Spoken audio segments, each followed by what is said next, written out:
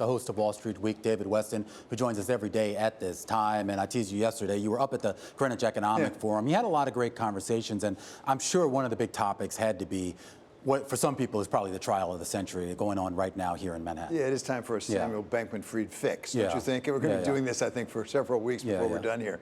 And so we thought we'd ask somebody who actually knows about this area terribly well, exactly what's going on from his perspective in the trial. Tim Massad is a fellow at Harvard's Kennedy School. He's the former chairman of the Commodities Future Trading Commission, and he really has written a lot on this subject. So thanks, Tim, for being with us. Let me start with the most basic question, because I hear it different ways. Is this a standard, ordinary securities fraud case, just involving a lot of money? Or is it a crypto case?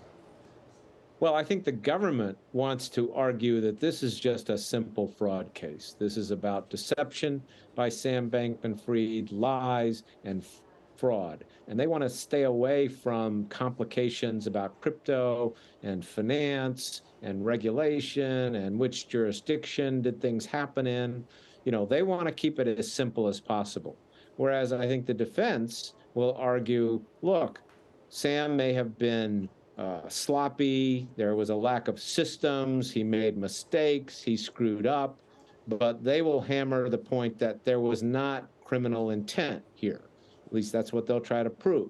And obviously this is a criminal trial, you have to prove criminal intent.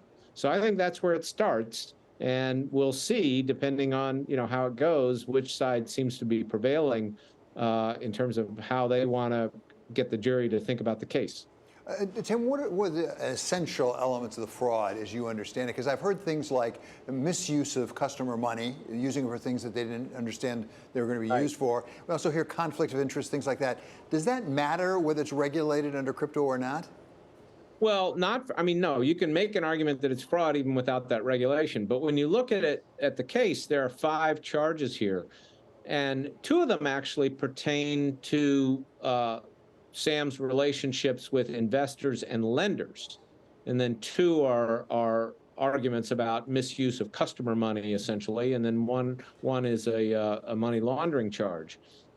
So on the customer money one, that one will be interesting because the defense may argue, look, the money, was either wired to Alameda originally, and maybe even they may argue that the customer agreements allowed FTX to loan the money out. I've heard that argument made, and it was interesting. They actually tried to bring in a witness, an English lawyer, to argue that that's what the contracts allowed. Judge Kaplan decided to rule that witness inadmissible because he said, look, questions of the law, of the applicable law, are up to me.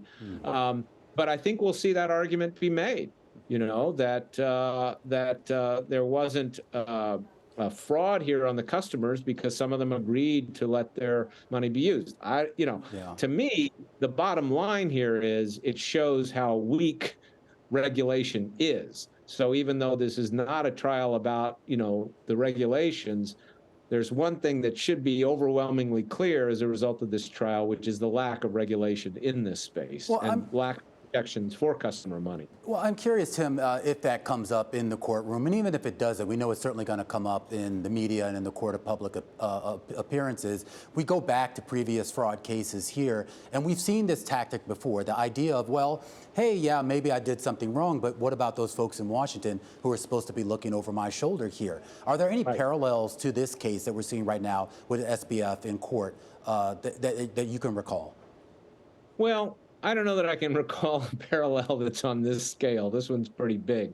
But I think you're right, Romaine. I think they will argue that, hey, look, we weren't that different from the rest of the industry. Now, whether that's true or not, we'll see in the evidence. But they'll point to the fact that this is an unregulated industry, and there are arrangements where you might say, well, gee, that isn't really the best protection for investors, but there weren't specific standards that prevented it. Now, again, the government's going to argue this is basic fraud. There didn't need to be specific regulations. You told people, send us your money. You're going to be able to trade on FTX, and instead, FTX used it to, make loans to Alameda, and Alameda then, made investments and so forth. So Tim, given the fact that that lack of regulation looks like it'll figure both in the courtroom and outside the courtroom, will this trial likely lead to some regulation? Because you and I have been talking about this for a long time. They don't seem to be getting anywhere in Washington. Yeah. Well, I sure hope so, David. I mean, on the one hand, I would say the U.S. kind of missed the moment, sense that when FTX happened, you would have thought that that might bring people together in Congress and say, okay, we really have to do something. We really have to strengthen regulation. But it didn't lead to that. And I think instead what happened was it reinforced people's pre-existing views. The people who were skeptical about this whole sector became even more skeptical, even more critical, and decided, boy, it really is worthless. That's what we thought all along. And the people who think there's some innovative potential here said, well, Sam Bankman-Fried was just a bad character. And he may have been guilty of fraud, but that doesn't taint the entire sector, so don't overregulate it.